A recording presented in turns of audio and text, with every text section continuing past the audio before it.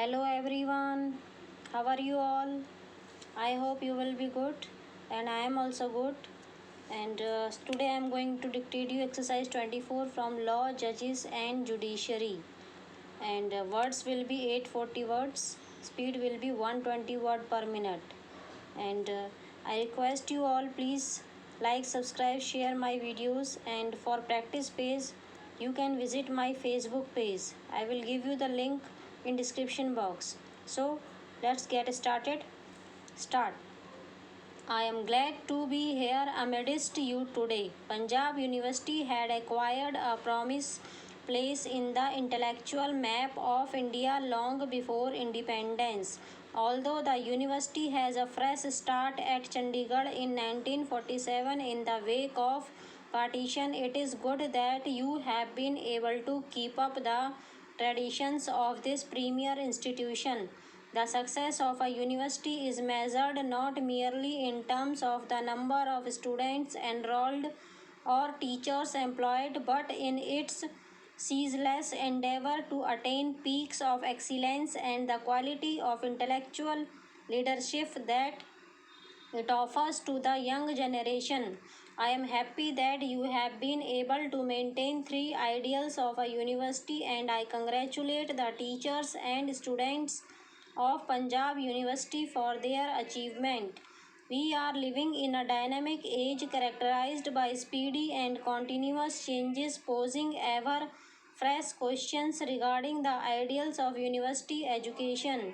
A university true to its very definition has always stood for universal outlook based on humanitarian reason and tolerance. The success of a university consists in its capacity to produce independent thinkers endowed with strength of character. It is only such great thinkers that have made significant contribution to the enrichment of human thought and progress of making. All through the history of mankind, we find that societies are always in a process of continuous renewal in which all ideas, institutions, and structures undergo transformation, leaving old garbs and taking up new forms and postures. This process of constant struggle for renewal has been the chief characteristic of the evolution of modern societies. What is essential is that we should contribute our might to this process of renewal, endowed with the strength of character and courage of conviction. The academic community and institutions of higher learning have a big role to play in providing intellectual leadership to society in this unique struggle in the realm of thought. Our universities should have the moral courage and intellectual honesty to assume this leadership. In the present day world, universities cannot remain isolated forever from contemporary society and its problems. They must try to reach out to society and help in finding solutions to the ever increasing problems of contemporary life. This active participation of universities in the life of the community will go long way in enriching the quality of life of the community at large. We are passing through a time of severe stresses and strains. Some of social tensions around us today are thrown up by the very process of our own social development. We are decisively moving away from the rigid traditions of a distant past and are on the threshold of an irreversible trend towards new horizons on the road of modernization. Our industry, agriculture, education, health all are fast developing. Science and technology are slowly but surely decisive break with the past. Our emotional attachments are still conditioned by reflected in the current situation with occasional outbursts of fury on matters like regionalism, linguism, religion, community, caste, and so on.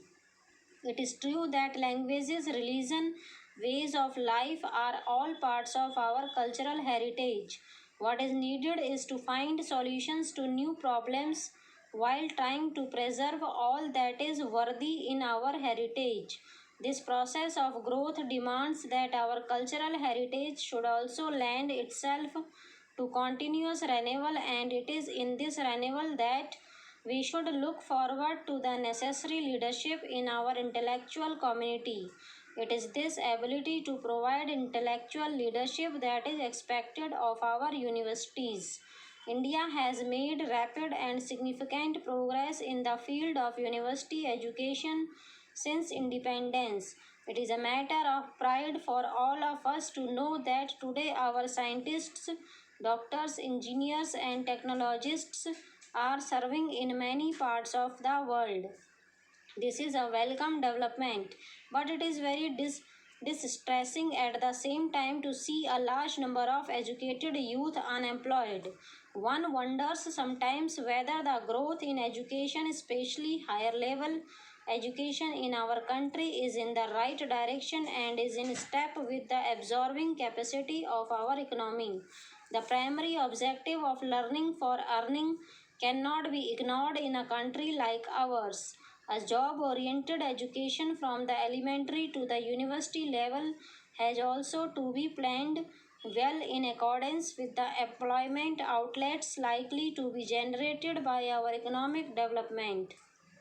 The most appropriate education is that which enables the recipient to develop character, strengthen mental faculties, expand intellectual horizons, and enables one to stand on his own feet. Convocations are occasions for happiness and satisfaction for universities, teachers, and students who have reached an important milestone in their lives, but the process of education does not stop with these moments of joy. Every individual keeps learning throughout his life, which benefits society. Stop.